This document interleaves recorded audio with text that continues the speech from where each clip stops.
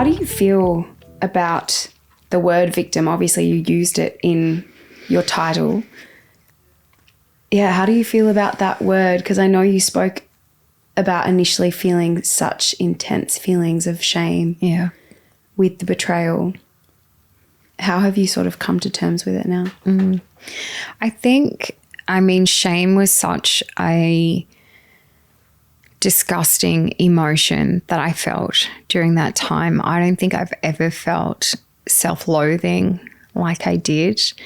I've come to realize that shame is one of the loneliest emotions that you can feel, not only because you are trying to hide what is true about yourself from other people, but you're trying to hide it from yourself. So it was really hard for me to even admit the extent of the loathing that I felt.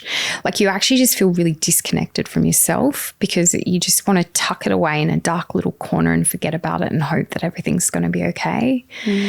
And what I've realized about shame is, like, it festers in the dark. It gets bigger and bigger, and it just eats you up. And it wasn't until for me that I started talking about it, and it was really, to be honest, through the podcast and through The Australian and Greg Bearup, the journalist who worked on that I started to shine the light on that feeling. And it has taken years. Like, it's been 7 years now, so I've done a lot of work. But only recently did I understand how deeply lonely shame is, and how I've managed to kind of bridge that gap with myself, but also with the world, by talking about it. Because there is literally not one thing someone could say to me about this whole experience that I haven't already said to myself. In the most atrocious, disgusting, hateful way. And I think, self-compassion is totally needed, but that's taken a lot of time.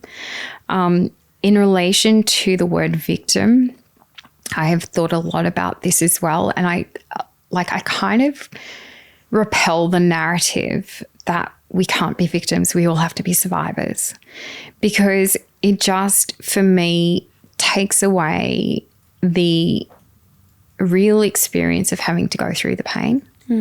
And, like I talk about, like, a spiritual bypass. Like, you don't get a spiritual bypass. Like, you've just got to do the work, and the work takes time, and it takes a lot of deep thinking and self-reflection. I think the reality is I am a victim of crime. I am on a victims register. I was one of the victims in the case. This is the language that is used. I think where I differentiate the word victim is that I choose not to have a victim mindset. So that, for me, is the difference. But I don't have a problem with saying I'm a victim. Yes, I have survived. Yes, I have rebuilt. Yes, I have, built an incredible life now. And to me, that's about mindset. That's not about whether I'm a victim or not. I'm definitely on a victims register. So yeah, I think I don't have an issue with the word victim, and I do repel the whole we've got to all be survivors really quickly after bad things happen to us, because it's just not the way the world works. What would you say, though, to people that think, oh God, like, how stupid, or like that, that would never be me? What would you say to them? I would say that I would have been one of those people if it wasn't me. But what I do know about this whole scenario is exactly what you said. It's so layered. It's so detailed. The insidious nature of intimate fraud, financial and coercive control, which are all huge topics at the moment. And they're, financial coercive control can happen in many, many ways. Mine was pretty extreme. He was fraudulently managing my life savings. Well, he wasn't managing it. He was just using it for himself. And then on top of that, he was encouraging me to leave my job.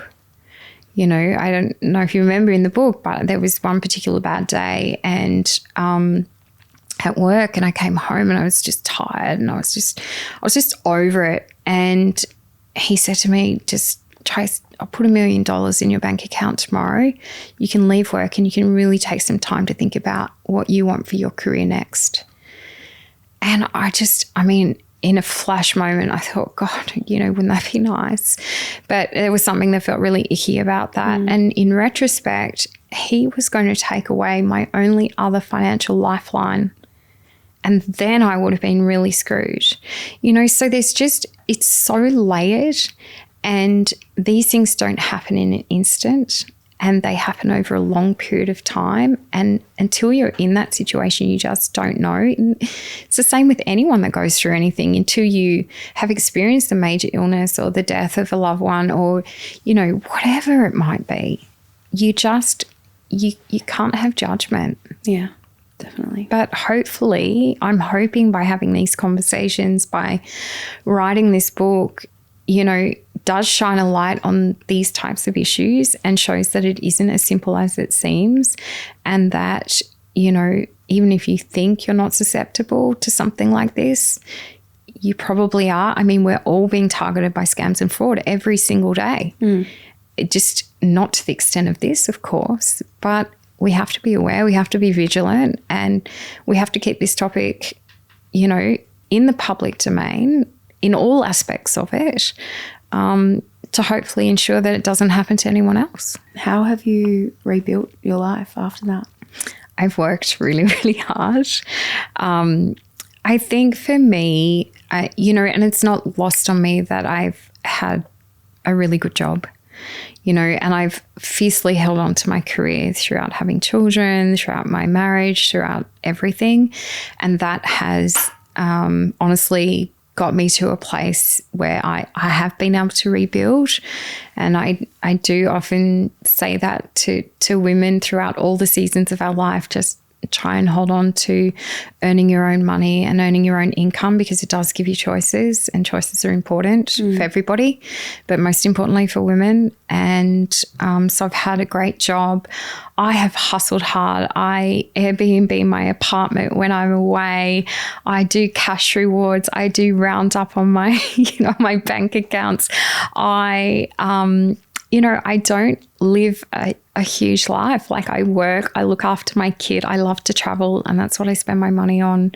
And I think I've just focused on myself, and, I've really tried to get my head right, because I think when you're in a good frame of mind, you can do anything. I think, to be honest, Liv, like, the hardest thing was not the money part, even though my future, I was sort of mid-40s at this point, like early to mid-40s.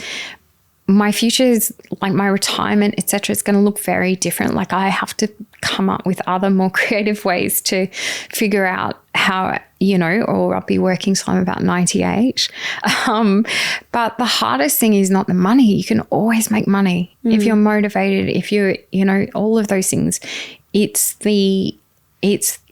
getting my head right. Yeah. Getting back out in the world, like opening up again, and, figuring out who I am as a human and what this world means to me after all of this. Because, won't give away too many spoilers, but this was not the worst thing that ever happened to me. Like, it was pretty bad. It was pretty bad. You've but been through a lot. That a lot has happened. Yeah. And I think, that's just the experience that I'm having this lifetime, and I've just got to, navigate that. But getting my head right after this was probably the hardest thing. It's taken the longest. Thanks for listening to Tell Me More. This show wouldn't be possible without you. If you'd like to show your support, please subscribe or follow the podcast on your favourite platforms, and don't forget, you can watch full episodes on YouTube and Spotify.